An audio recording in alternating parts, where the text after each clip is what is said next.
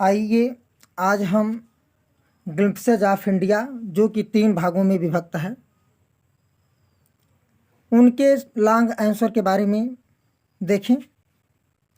पहला long answer है during the children in Goa the baker used to be friend companion and guide.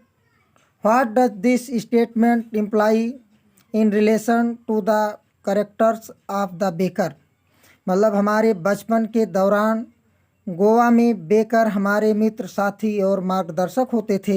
Baker के इस चरित्र के संबंध में वाक्य क्या कहता है?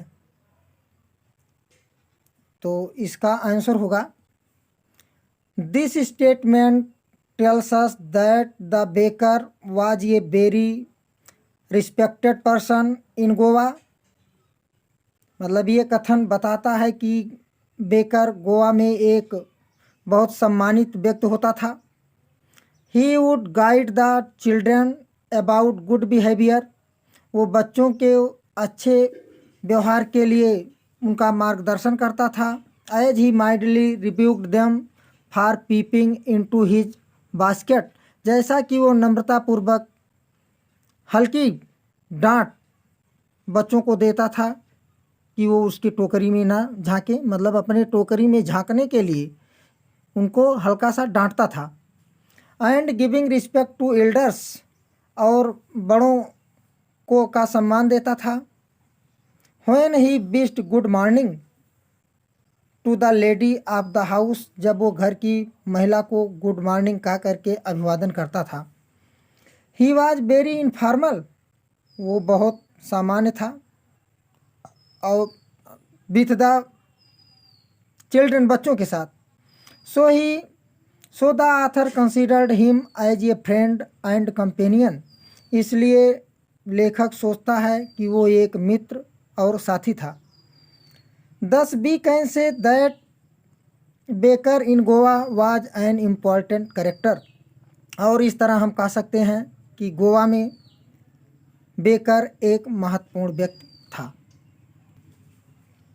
अगला क्वेश्चन है how do Coorg location people and natural features add to the diversity of India.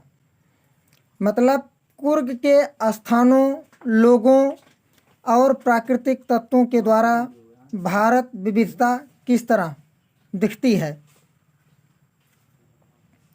तो देखिए, Coorg is beautifully located and described as a piece of heaven that must have drifted from the kingdom of God। मतलब Coorg is beautifully located, मतलब कुर्ग बहुत सुंदरता पूर्वक स्थित है।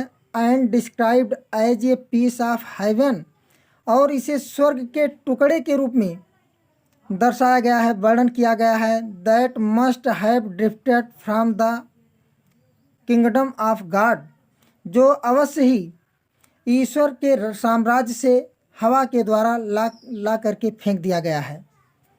It has rolling hillsides with ये pollution free river and forest teeming with wildlife.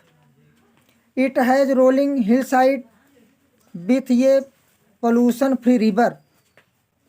It has rolling मतलब ये फैला हुआ है, फैल चुका है, हिल साइड पहाड़ी के किनारों पर। विथ ये पोल्यूशन फ्री रिवर मतलब प्रदूषण मुक्त नदी। And forest teeming with wild life, और जो जंगल वन्य जीवों से भरे हैं। Here natural exist in its pristine glory. यहाँ पर प्राकृतिक की प्राचीन गौरव या छटा विद्यमान है। Which add to the diversity of India, जो भारत की विविधता को दर्शाती है, जोड़ती है। The Coorg are well known for their hospitality. Coorg लोग अपने आतिथ्य सत्कार के लिए माने जाते हैं। जस्ट लाइक ऑल इंडियंस, भारतीयों की तरह। कहने का मतलब हुआ कि कुर्गी लोग भी भारतीयों की तरह आतिथ्य सेवा करते हैं, आतिथ्य सेवा के लिए जाने जाते हैं। All these features of Coorg add to the diversity of country. और कुर्गों की ये सब विशेषताएं भारत की विविधता को जोड़ती हैं। अब हम अगले क्वेश्चन को देखेंगे। हमारा तीसरा क्वेश्चन है, what are popular theories regarding descent of the people of Coorg. यानी कुर्ग के लोगों के वंश के बारे में क्या प्रसिद्ध विचार हैं। तो इसका आंसर हो जाएगा, there are two popular theories regarding the descent of the people of Coorg. मतलब कुर्ग लोगों के वंशज के बारे में दो लोकप्रिय सिद्धांत हैं। First is that perhaps they are of Greek. पहला, वो शायद ग्रीक हैं, और अरेबिक अथवा अरब की डिसेंट वंशज। अकॉर्डिंग टू दिस थ्योरी, इस थ्योरी के अनुसार, इस सिद्धांत के अनुसार, ये part of Alexander's army moved south, कि सिकंदर की सेना दक्षिण की तरफ घूमी, एलॉन्ग द कोस्ट मतलब समुद्र तट के किनारे। देयर रिटर्न बिकेम इम्प्रैक्टिकल, उनका लौटना अव्यवहारिक हो गया। दे सेटल्ड देयर, वे वहीं पर बस गए। And married among the locals, और स्थानीय लोगों से विवाह कर लिया।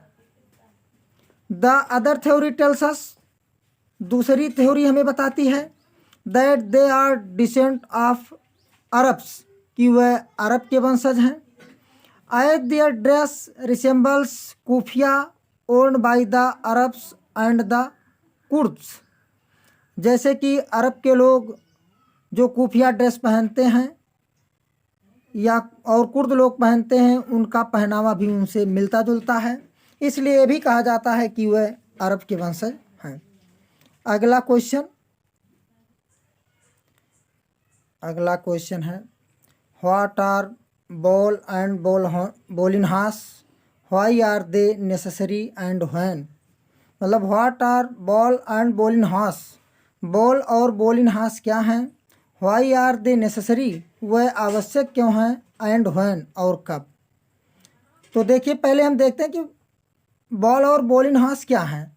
तो लिखा है, sweet breads are known as the bol, मतलब मीठे ब्रेड जो होते हैं उन्हें बॉल के नाम से जाना जाता है, बॉल के रूप में जाना जाता है। बॉल एंड बॉलिन हार्स are different varieties of bread. बॉल और बॉलिन हार्स डबल रोटी की या ब्रेड की विभिन्न प्रकार हैं। दीज आर नेसेसरी, ये आवश्यक हैं। Because marriage gift are meaningless without these sweets. Because marriage gifts, क्योंकि जो विवाह के गिफ्ट हैं, उपहार हैं, आर मीनिंगलेस, वह अर्थहीन है, विदाउट दीज स्वीट्स, इन मिठाइयों के बिना। मतलब इन मिठाइयों के बिना विवाह के उपहार बिल्कुल अर्थहीन होते हैं। Party loses it's charm without it, और पार्टी में लूजेज इट्स चार्म, अपने आकर्षण को खो देती है, विदाउट इट, बिना इनके। बॉलिन हार्स is use to increase the interest of Christmas. बॉलिन हार्स क्रिसमस की वृक्ष को बढ़ाने के लिए प्रयोग किया जाता है। एंड अदर फेस्टिवल, और दूसरे त्योहारों को, मतलब बॉलिन हार्स क्रिसमस और फेस्टिवल दूसरे त्योहारों के इंटरेस्ट को बढ़ाने के लिए प्रयोग किया जाता है।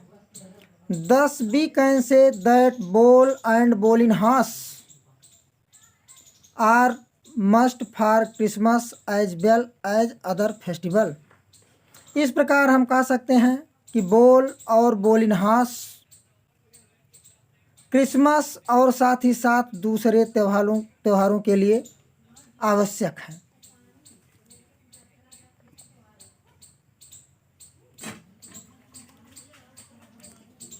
अंतिम वाला हमारा लॉन्ग क्वेश्चन है, what are the various legend about the origin of T.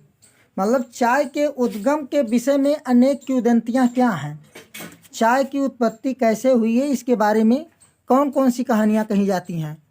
तो इस पाठ को हमने पढ़ा है, जिसमें इसके लिए हमें 2 किंवदंतियाँ बताई गई हैं।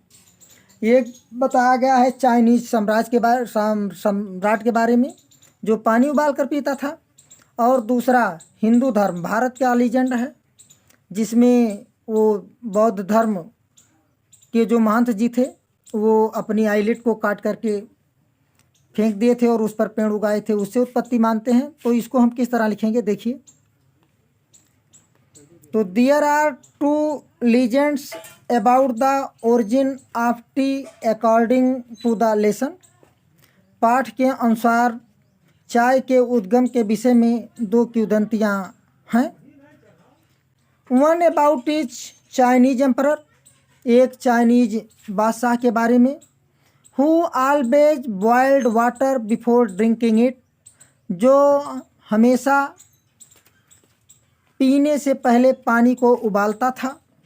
One day few leaves of the twigs burning under the pot fail into the water, और एक दिन उबलते हुए पानी में किसी टहनी की कुछ पत्तियां गिर गईं, giving it a delicious flavour, और इसको स्वादिष्ट बना दिया। It is said that these were tea leaves, और इनको कहा जाता है कि ये चाय की पत्तियां थीं। Second is an Indian legend, और दूसरा एक भारतीय किंवदंती है। बौद्ध धर्म एन एंशियंट बुद्धिस्ट, मतलब बौद्ध धर्म जो एक प्राचीन भिक्षुक था, बुद्धिस्ट एस्थेटिक मतलब बौद्ध भिक्षुक था। कट ऑफ हिज आईलिड्स, अपनी पलकों को काट दिया।